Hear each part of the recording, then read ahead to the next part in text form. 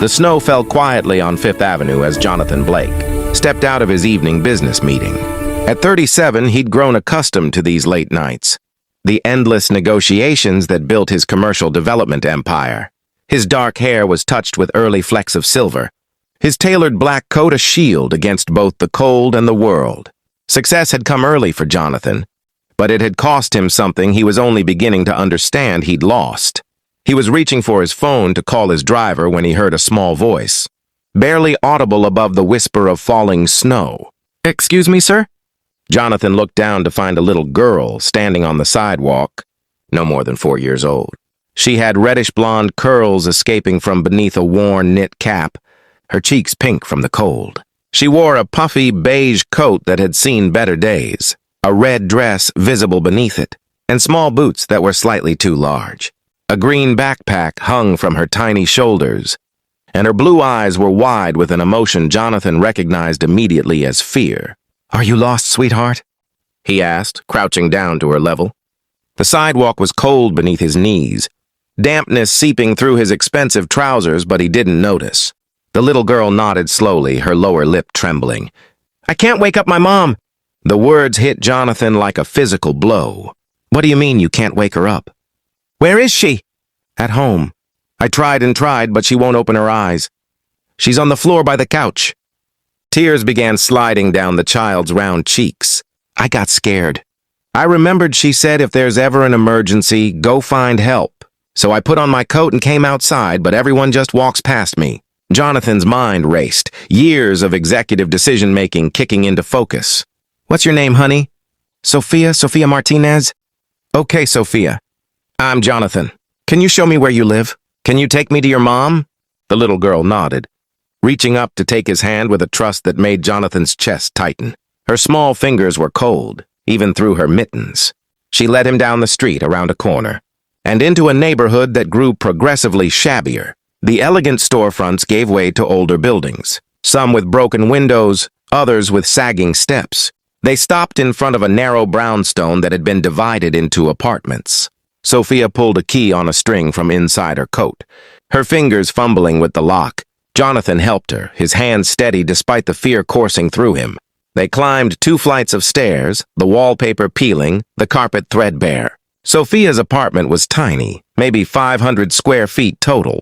But it was clean, Jonathan noticed, decorated with obvious care. Children's drawings covered one wall, held up with colorful tape.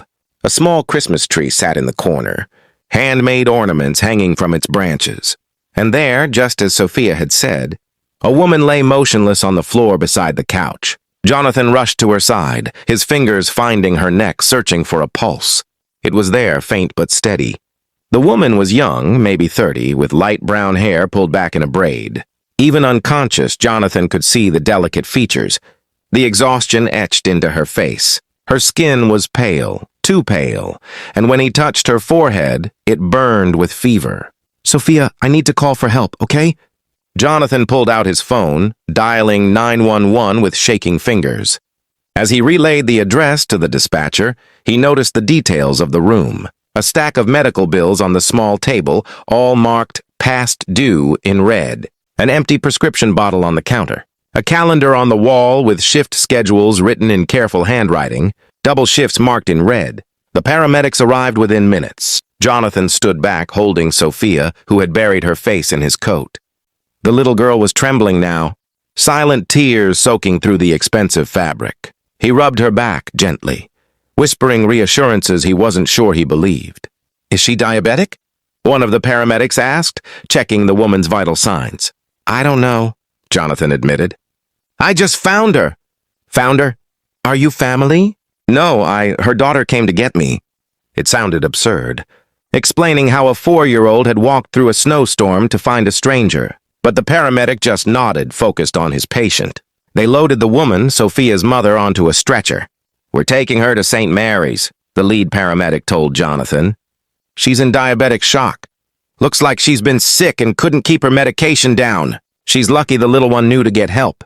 At the hospital, Jonathan found himself in an uncomfortable plastic chair in the emergency room waiting area, still holding Sophia. The little girl had finally stopped crying, but she refused to let go of his hand. A nurse had brought her a juice box and some crackers, which she nibbled on mechanically. "Do you have any other family?" Jonathan asked gently. "Grandparents? An aunt or uncle?" Sophia shook her head. "Just Mommy. My daddy went away before I was born. Mommy says he wasn't ready to be a daddy." Jonathan felt something crack open inside his chest. This child, this brave little girl who'd walked into the snow to save her mother, was completely alone in the world except for the woman fighting for her life. Behind those emergency room doors, a social worker appeared, a tired-looking woman with kind eyes and a clipboard. "I'm Mrs. Patterson," she said softly. "Sophia, honey, can you tell me what happened tonight?" As Sophia recounted the story in her small, halting voice, Jonathan learned more. Her mother, Rebecca Martinez, worked as a night nurse at a care facility across town. She'd been battling the flu for days but couldn't afford to miss work. This evening, after coming home from a double shift, she'd collapsed. Sophia had tried everything she could think of, had even brought her mother water and the phone, but Rebecca hadn't woken up. "I'll need to place Sophia in temporary foster care until her mother recovers," Mrs. Patterson said quietly to Jonathan. "There's no other family and—" "No." The word came out more forcefully than Jonathan intended. He softened his tone. "I mean, isn't there another option? I'll stay with her. Or she could come with me. You can't just send her off with strangers right now." Mrs. Patterson's eyebrows rose. "Mr. Blake, I appreciate your concern, but we have procedures." "You're not family. You're not even an acquaintance. The state has protocols for situations like this. Then I'll hire lawyers who can challenge those protocols." Jonathan was surprised by the intensity of his own reaction. This child just saved her mother's life by being brave enough to ask a stranger for help. I'm not going to let her be traumatized, further by being taken from the one place she feels safe, which right now happens to be with me. The social worker studied him for a long moment. Then she sighed. "Let me make some calls." 2 hours later, through a combination of Jonathan's reputation, his lawyers working overtime, and the unusual circumstances, a temporary arrangement was made. Jonathan would be Sophia's guardian until Rebecca recovered, with daily check-ins from social services. It was highly irregular, the social worker emphasized. But given that it was now nearly midnight and Sophia had been through enough trauma for one night, they'd make an exception. "Can we see my mommy first?" Sophia asked, her small voice breaking the tension. They were allowed into Rebecca's room for a few minutes. She was awake now, though barely, hooked up to IVs and monitors. When she saw Sophia, tears streamed down her face. "Baby, I'm so sorry," she whispered. "You were so brave. So brave." "This is Mr. Jonathan," Sophia announced. "I found him on the street and he helped us. He's going to take care of me until you get better." Rebecca's eyes met Jonathan's over her daughter's head. In them he saw gratitude, yes, but also fear and shame and a fierce, protective love that reminded him of his own mother, gone now for 10 years. "I'll keep her safe," Jonathan promised quietly. "I'll bring her to visit every day. You focus on getting well." Rebecca reached out a shaking hand and Jonathan took it. Her grip was weak, but her gaze was strong. "Thank you," she whispered. "I don't understand why you're doing this, but thank you." Jonathan didn't fully understand it himself. All he knew was that when Sophia had taken his hand on that snowy sidewalk, something had shifted inside him. Some long dormant part of his heart had woken up. The part he'd shut down after his own family had fallen apart, after he'd thrown himself into work to avoid feeling anything at all. That night, Jonathan's penthouse apartment, which had always seemed sophisticatedly minimalist, felt cavernous and cold with a 4-year-old inside it. Sophia stood in the center of the living room, her small backpack still on her shoulders, looking lost. "Are you hungry?" Jonathan asked, realizing he had no idea what 4-year-olds ate. His refrigerator contained leftover Thai food, some craft beer, and a questionable container of yogurt. Sophia shook her head. "I'm sleepy, but I don't have my bed. We'll figure something out, come on." He led her to his guest room, which was decorated in stark whites and grays, clearly meant for adult visitors who never came. Sophia looked at the massive bed, then back at Jonathan. "It's too big," she said simply. "I'll get lost."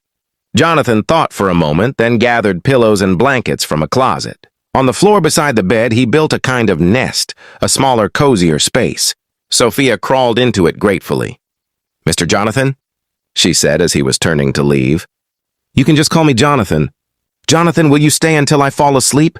I get scared in new places." He settled onto the floor beside her makeshift bed, his back against the wall. Sophia reached out and took his hand again, and they sat there in the dim light from the hallway. "My mommy sings to me," Sophia said quietly. "But I know you probably don't know the songs." Jonathan's throat tightened. His own mother had sung to him